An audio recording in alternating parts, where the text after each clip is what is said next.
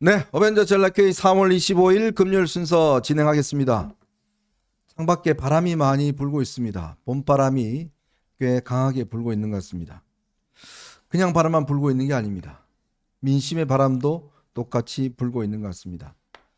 참 불과 며칠 사이에 확 기류가 바뀐 느낌들 아마 여러분 좀 느끼고 계시지 않나요? 여러분 주변에 보시면 아마 많은 분들이 이런 바람을 좀 느끼고 계실 것 같습니다. 저도 요즘 꽤 이런 바람을 많이 느낍니다. 아마 그동안 연락하지 않던 사람들이 갑자기 연락을 한다든지 국회의원들이 갑자기 연락을 해서 나 어떡하냐고 묻지를 않는다든지 묻는다든지 꽤 이게 참 이 갈대라고 그러잖아요. 이렇게 바람이 불면 왔다 갔다 하는데 항상 이 정치인들은 바람이 불기 전에 먼저 눕는 그런 특성들이 있습니다. 그만큼 민심의 바람이 이제 완연하게 불고 있는 것 같습니다. 이번 주 접어들어서 이 토론이 시작되고 특히 4강이 나경원 후보가 탈락하면서 그때부터 불기 시작한 바람이 어제 1차 TV 토론 거기서 역시 또 한 번의 바람이 불었습니다. 오늘 또 한 번의 바람이 불 것 같습니다. 이 바람은 굉장히 강력한 바람이 될 것 같습니다. 어제 아마 여러분들 다 보셨지만 이 세상이 이 바뀌고 있는 거 그 화면을 보면서 저는 참 느낀 게 그런 생각이 들더라고요. 저 한 분은 어느 세상에 살고 있나? 지금 여기가 무슨 조폭들 세상인가? 라는 느낌들이 많이 들었어요. 참 21세기에 민주주의가 지금 꽃피고 있는 시절에 보스가 참 너 이쁜 놈이야 하면 거기에 대해 충성을 바쳐야 되는 무슨 조폭 영화나 나올 것처럼 그런 거를 지금 이 잣대로 요구한다는 게 참 제가 볼 때는 너무 꼰대스럽고 너무 낯설은 느낌이 들었습니다. 아마 많은 분들께서 어제 토론을 보시면서 그런 느낌들을 가지실 겁니다. 자, 이 대명천지에 아니 자기를 시켜준 사람한테 충성하라는 거 글쎄요 공직자 그는 조폭 세계나 있는 이야기지 이 정치의 세계 공직의 세계는 오로지 국민들에게 충성하는 것입니다. 우리 국민들이 매일매일 열심히 일해서 세금 내고 그걸로 공짜들 살아가고 그렇게 그럼 누구한테 충성을 해야 되겠습니까? 결국 국민들한테 충성해야 되는 거 아니겠습니까? 참 어제 토론 보면서 씁쓸한 그런 느낌이 들었는데 오늘 또 아마 그런 느낌이 들지 않을까라는 그런 생각이 듭니다. 조금은 4시부터 채널A에서는 장장 오늘 3시간인가요? 3시간입니다. 4시부터 네. 7시까지 일명 데스 매치입니다. 데스매치. 야, 3시간 동안 토론한다는 건 쉽지 않을 텐데 거의 모든 것이 다 아마 까발려질 것 같습니다. 그리고 이어서 채널A에서는 또 7시부터 뉴스에 아마 한 대표가 한동훈 출연하죠. 후보가 오늘 채널A 거의 뭐 사네요 그냥. 어제 오늘 뭐 채널A 살고요. 네. 그 채널A 관계자가 되게 기분 좋아하더라고. 오랜만에 네. 시청률 좀 나오겠다 해서. 어쨌거나 오늘 한번 기대가 되는 날입니다. 자, 그리고 참 또 하나 세상이 바뀐 게 느끼는 게 검찰이 이렇게 꽤 움직이기 시작했습니다. 윤석열 전 대통령이 이제 탄핵되고 내려간 이후에 지금 검찰이 문재인 전 대통령을 전격 기소한 데 이어서 오늘은요 서울 고검이 도이치모터 사건 무혐의에 대해서 재수사 결정을 내렸습니다. 도이치모터 사건 그 결과에 대해서 당시에 피항고인들이 문제제기한 것을 재기 수사를 결정했다라고 밝히고 있습니다. 참 이 문제는요 진작 어제 토론에서도 제기됐습니다만은 한동훈 후보가 사실은 대표 시절에 이 김건희 여사 문제를 빨리 좀 해결을 해야 된다. 이 문제에 대해서 거듭 이야기를 했는데 대통령은 결코 이 문제를 받아들이지 않았습니다. 그러다가 결국 이 지경까지 온 것 같습니다. 지금 뭐 다이아몬드 목걸이 뭐 이 관봉권 그다음에 이게 지금 또 하나는 뭐 캄보디아 무슨 사업권 통일교 간부 연루권 뭐 지금 계속 연속으로 튀어나오고 있습니다. 참 이게 진작 예를 들어서 우리가 해결했더라면 네, 이런 일은 당하지 않았을 거 아닙니까? 그렇죠. 그러니까 그뭐 호미로도 막을 수 있는 거 이제 가래로도 막을 수 없게 되는 뭐 그런 우를 범하고 있는 거죠. 사람이 어리석어요. 네, 그렇습니다. 권력자들 보면요 참 어리석습니다. 당장 이게 뭔가 막아질 것 같은 생각이 들거든요. 근데 안 막아집니다. 그렇기 때문에 항상 햇볕에 내놔서 빨리빨리 문제를 해결해야지만이 되고 그 문제를 그렇게 제기를 했는데 결국 듣지 않다가 이 지경까지 온 것 같습니다. 자, 그리고 오늘 어제 깜짝 놀랄 일이 또 하나 있었습니다. 우리 홍 원장이 맡고 있었던 여의도 연구원 원장인 지금 윤희숙 원장이 어제 6.3 대선 첫 정강 정책 연설을 했는데 이 연설 내용이 지금 엄청나게 화제가 되고 있습니다. 오늘 조선일보는 이와 관련된 뉴스를 일면 톱 기사로 배치를 했고요. 또 사설, 또 오늘 모든 신문들이 이와 관련된 사설과 기사를 작성을 하고 있습니다. 아마 굉장히 이번 계엄 사태에 대해서 적나라하게 아마 지적한 게 아닌가 싶은데 꽤 놀랄 문제입니다.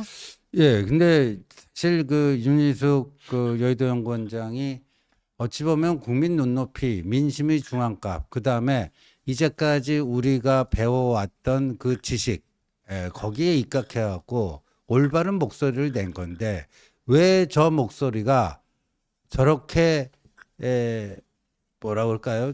처음 저런 제대로 된 목소리가 처음 나왔다. 네.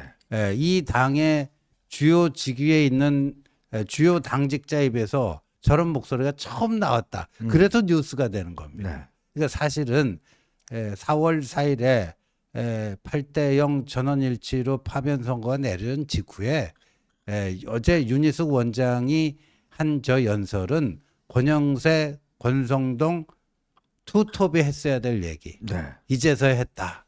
만시지탄이다. 이런 얘기를 안 할 수가 없습니다. 자, 볼까요? 권력에 줄 서는 정치가 계엄을 낳았고 국민께 진심으로 사죄해 드린다. 다수당 의석수로 정부를 무력화했고 계엄은 정치 고름이 터진 결과이다. 이기고 돌아왔다는 대통령. 남은 건 좌절과 국민의 외면이었다. 새 대통령은 1호 당원이 아닌 1호 국민 취임 첫날부터 당적을 버려라. 대통령 취임 즉시 거국내가 구성하고 3년 임기 약속 후에 개헌을 해야 된다. 자, 후임 원장의 저 일갈, 전임 원장은 어떻게 보십니까? 아니, 저 후임은 유이동 아, 전전이었고 그렇군요. 그 다음에 또 이제 벌써 예, 저는 전전이고요. 네. 근데 윤희숙 원장님이 구구절절 맞는 말을 했죠. 신주 의원께서 말씀하셨지만 너무 늦었죠. 네. 사실 뭐 당 차원에서도 늦었고 저는 윤희숙 원장님도 좀 더 빨리 얘기했어도 되지 않았을까. 저분 성향으로 봤을 때는 뭐 충분히 그런데 이게 이제 그 윤희숙 원장님은 한동훈 대표가 이제 나온 다음에 권영세 비대위에서 임명되신 분이에요. 네. 그러면은 뭐 지금 권영세 비대위의 생각과 맞느냐? 사실은 다르잖아요. 그 권영세 위원장께서는 예전에 계엄의 날로 돌아가면 안 맞겠다고 그랬잖아요. 그렇죠. 예. 그러니까 그런 메시지가 지금 이 당을 이렇게 힘들게 만들어 놓은 거죠. 만들어 놓는데 뭐 뒤늦게라도 유승 원장이 저렇게 말씀하시는 거는 당이 전반적으로 이제 변화하는 모습을 보여주는 거기 때문에 뭐 긍정적으로 평가를 해야 되고 그리고 이번에 대선에 출마하신 분들도 저 말의 의미가 뭔지 한번 좀 되새기면서 그 얘기를 해야 되는데 어제 토론을 보니까 뭐 별로 또 뭐 되새기는 느낌은 또 일부 몇몇 분은 또 없더라고요. 네. 아까 우리 지호님도 지적했지만 이 이야기는 진짜 권권 체제가 이야기를 했어야 될 문제인데 여의도 연구원장이 나섰습니다. 오늘 권성동 원내대표가 이 발언에 대해서 전반적으로 취지에 동의한다. 뭐 애매모호한 이야기를 했습니다. 사실상 뭐 막지 않는 걸 보면 비슷한 뜻을 가지고 있는데 야 내가 하기 곤란하니까 네가 좀 해라 이런 것 같아요. 왜 이렇게 비겁해요? 아니요, 그걸 제가 좀 취재를 해봤더니 네. 뭐 저도 옛날에 그 정치 초년병 시절에 저 TV에 나와서 그 당의 정강 정책 하는 걸 했거든요. 네. 당에서 특별히 스크린을 안 하더라고요. 그러니까 이번에도 제가 취재를 해보니까 뭐 적당한 수준에서 하겠지 하고 지도부에서 신경을 안 썼고. 몰랐을 거예요. 네. 그리고 윤희숙 원장도 요게 한번 딱 전파를 타면은 상당한 그 반향이 있을 거다. 감은 좀 잡았을 거예요. 예. 근데 굳이 뭐 보고하고 허가를 득할 필요는 없었던 거죠. 네. 근데 딱 치고 나가니까 조금 당혹스러워했던 거예요. 아하. 저 봐라. 근데 이미 언론의 반응은 괜찮아요. 네, 뜨거웠죠. 예. 그러니까 그걸 어떻게 뒤집겠어요. 음. 윤희숙 너 뭔데 말이야. 그렇게 막 그 우리 보이스 칼라하고 다른 거 하려면 좀 사전 상의를 했었어야지. 너 그러면 되냐? 이렇게 할 수가 없었던 거죠. 네. 예. 참 비겁하다는 생각이 듭니다. 진작 이렇게 했더라면 정말 국민들로부터 많은 사랑을 받았을 가능성이 있는데 그것도 이제 다른 사람이 이야기하니까 마지 못해서 뭐 또 이런 이야기를 하는 게 참 기가 막힙니다.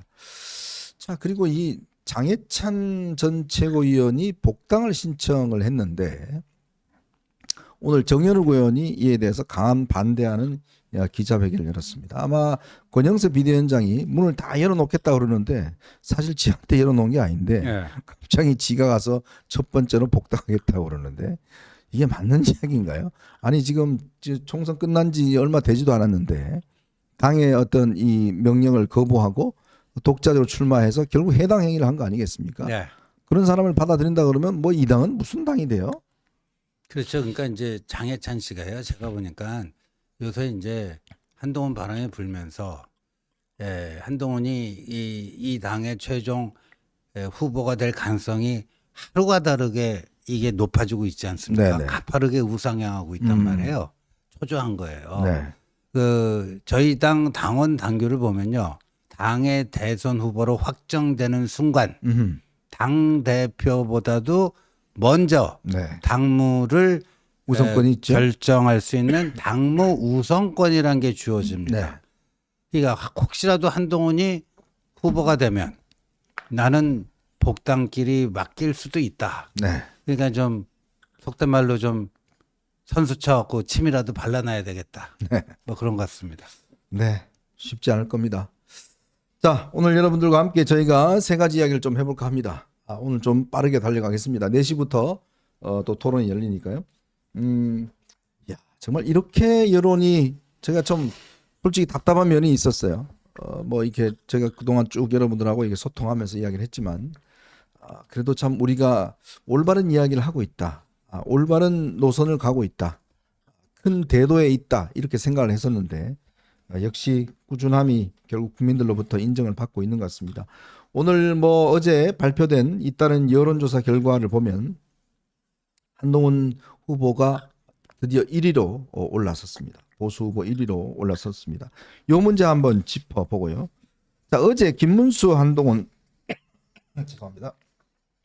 아마 토론 보셨지만 제가 서두에서 말씀드린 것 같이 이게 무슨 뭐 조폭 논리를 이야기를 하는 것 같아요. 참 그래서